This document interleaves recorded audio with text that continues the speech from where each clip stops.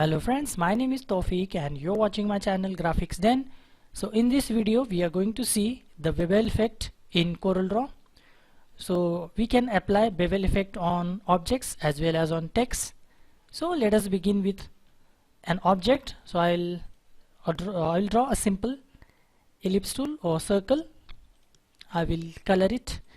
Then by going into the effects menu, and I will turn on the bevel Docker first, like this. So we have a couple of options in style. We have soft edge and we have emboss, entirely different effects or styles, and I'm going to use the default option, which is distance, presently at 5.5 millimeters.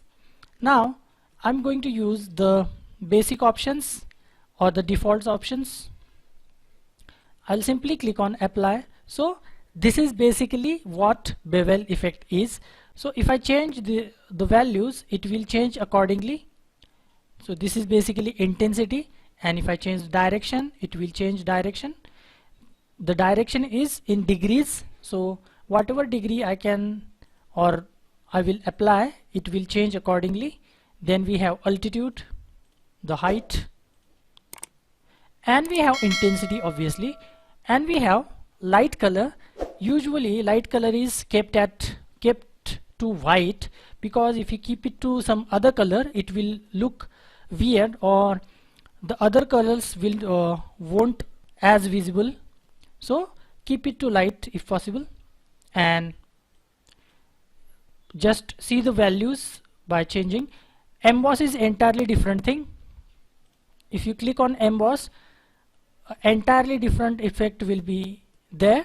You can change the shadow color like this, and you can also change the direction, but mostly soft edge option is used, and the effect is mostly used on the text. So let us move on to the text. What I'll do is I will draw a rectangle simply by double clicking on the rectangle tool. So it will draw a rectangle size of the page, and I will going to color it using the interactive fill tool, and I will keep it to elliptical fountain fill, and I will apply some soft color, maybe a yellowish color, softer, and I'm going to write down some text on it. So I will write bevel, and for better understanding, use bold fonts, thicker fonts. So I will use this font over here, which is very bold or thick, and I'm going to change maybe distance, line spacing, it is not necessary, and I'm going to color it, let's say this color. Now let's say the distance is kept at 1.2 and shadow color is, so instead of keeping shadow color to black, I will keep it to red, pretty much similar to this color, darker red, and I will simply apply. I will keep intensity a bit lower, direction a bit lower, and I will keep it to soft edge first. Apply. So as you can see, the upper surface is pretty much flat. If you see, I will increase intensity a little bit so that you will see it. So the upper portion is pretty much flat, but if I increase the distance, it will become more narrower like this. So this surface depends upon this value, distance value, and if I keep it to center, it will look something like this. So you can change the value and see it for yourself, how it looks. So I'll keep it to, let's say 1.5. so it will look something like this, and obviously you can change the values of intensity, direction, and altitude.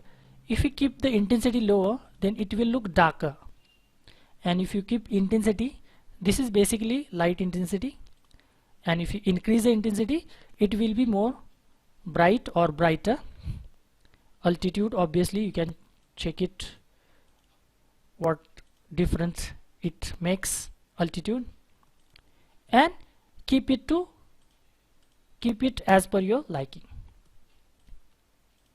So I think this looks better, and if I try another font. Let's say I will try a simple font. Maybe this time around I will try this font. This is also a bold font, and I will color it maybe with blue color. Again I'm going to change some of the options and apply. So this is how it will look. If I decrease the distance value, then this is how it will look. If I change the altitude value. So this is basically the bevel option, which is mostly used on the text tool. You can try it out. So that's it for this video. I will see you in the next one. Until then, bye bye and cheers.